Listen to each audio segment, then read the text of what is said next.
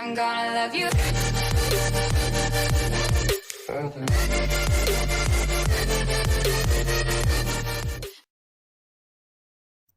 Hey everybody, welcome back to Dan's Chess Lounge. Today I'm going to be going over the endgame position called the Philidor's defense or the Philidor's position. And this is a endgame maneuver that everyone must master. You must know how to defend the Philidor's position. If you want to be a really good chess player, you have to know this. It's right up there with knowing about the opposition. It's right up there with knowing about the Lucina positions. The Philidor's is another must know how. And I'll show you right here how to do it. So in this position right here, we're going to be black and we're going to try to defend. White has an extra pawn here and they're trying to push their pawn. How can we defend this position? This position is a draw. How can we draw this game here?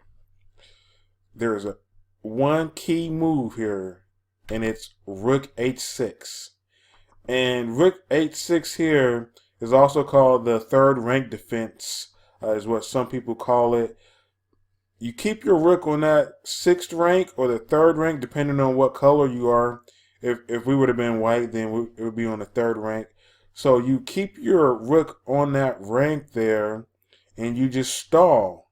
You don't move it off of that rank. You just stall there, and you force the person with the pawn to push their pawn. So you would have rook g7, check hits the king, king drops back, rook a7. Now it's our move.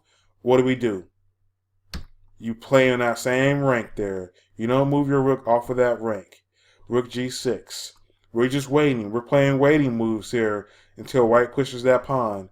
Once they finally push that pawn, e6. Now another critical move here. Now you drop your rook all the way to the back with the idea of now we're going to start checking the king. Because now if you notice, the king doesn't have any places to hide. He can't stop the checks from happening.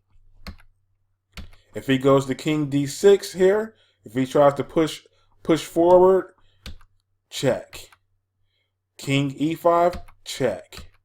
King d5, check. You just keep checking him. And then if he goes too far towards your rook, then you can take a chance of picking off that pawn. You might be able to pick off that pawn then. And then it's definitely a draw. Even if he didn't want to give you the draw before, it will definitely be a draw if it's just rook versus rook.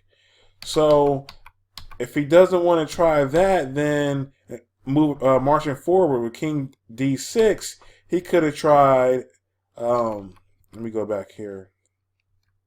He could have tried rook a4 with the idea of blocking our checks. So when we play rook d1, now he blocks, and then we exchange rooks, and then we all know that this is a drawn endgame here because of our studies of king and pawn endgames. And he'll never be able to get the opposition here. In other words, he'll never be able to get his king in front of the pawn here in order to take opposition. So let me just go ahead and show you guys in case you guys haven't seen this before, because I know everyone who watches my videos are not advanced players or not intermediate players. I know that a lot of you guys are new players to tournament games and tournament competition. So this stuff may be new to you. So let me go ahead and show you.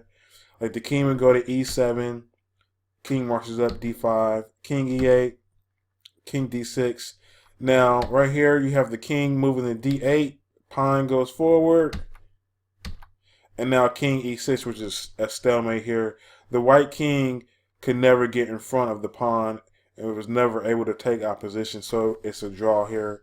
A lot of players would have just shook hands and agreed on the draw 5 or 6 moves ago. But anyway, the key thing to remember about the Philidor's position is to keep your rook on that 6th rank or the 3rd rank, depending on what color you are, and don't move it off that rank until they push their pawn. Once they push their pawn, drop your rook down to the back and start checking the king. Okay, guys, I hope you enjoyed this lecture. Don't forget to like, comment, and subscribe. See you in the next one.